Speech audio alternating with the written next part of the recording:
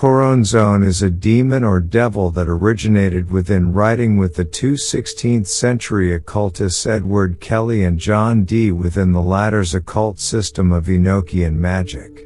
In the 20th century, this spiritual dark entity became an important element within the mystical system of Thelema, founded by notorious occultist Aleister Crowley, where he is the dweller in the abyss, believed to be the last great obstacle between the adept and enlightenment.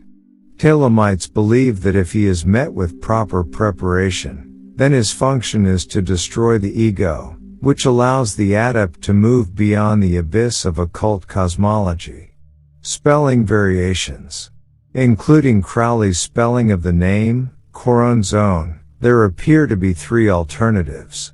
Marek Kasabin states that the name is Coronzon, without an H, in his true and faithful relation. However, this is at variance with the spelling that appears in Dr. John Dee's own journals.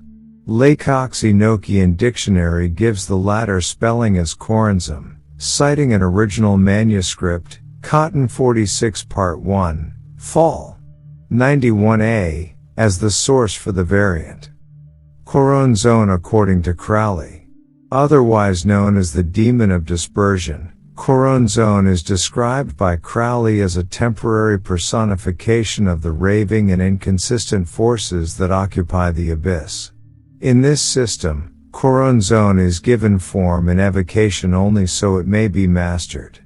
Crowley states that he and Victor Benjamin Newberg evoked Coronzon in the Sahara Desert in the December of 1909.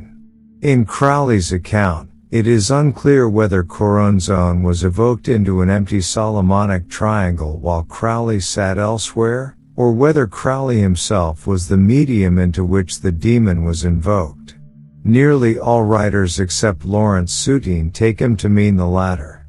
In the account, Coronzon is described as changing shape, which is read variously as an account of an actual metamorphosis, a subjective impression of Newberg's, or fabrication on Crowley's part.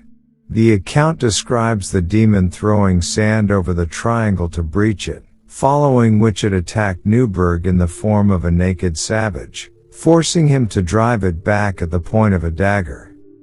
Crowley's account has been criticized as unreliable, as the relevant original pages are torn from the notebook in which the account was written. This, along with other inconsistencies in the manuscript, has led to speculation that Crowley embroidered the event to support his own belief system. Crowley himself claimed, in a footnote to the account in Liber 418, that the greatest precautions were taken at the time, and have since been yet further fortified, to keep silence concerning the rite of evocation. Arthur Calder Marshall, meanwhile, asserts in The Magic of My Youth that Newberg gave a quite different account of the event, claiming that he and Crowley evoked the spirit of a foreman builder from Ur of the Chaldees, who chose to call himself P.472. The conversation begins when two British students ask Newberg about a version of the story in which Crowley turned him into a zebra and sold him to a zoo. Newberg's response in this book contradicts both the words attributed to him in Liber 418 and the statement of Crowley biographer Lawrence Soutine.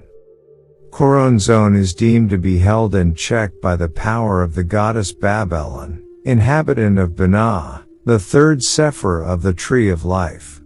Both Coronzon and the Abyss are discussed in Crowley's Confessions, ch. 66. The name of the dweller in the abyss is Coronzon, but he is not really an individual. The abyss is empty of being. It is filled with all possible forms, each equally inane, each therefore evil in the only true sense of the word, that is, meaningless but malignant, in so far as it craves to become real. These forms swirl senselessly into haphazard heaps like dust devils, and each such chance aggregation asserts itself to be an individual and shrieks, "I am I." Though aware all the time that its elements have no true bond, so that the slightest disturbance dissipates the delusion, just as a horseman, meeting a dust devil, brings it in showers of sand to the earth.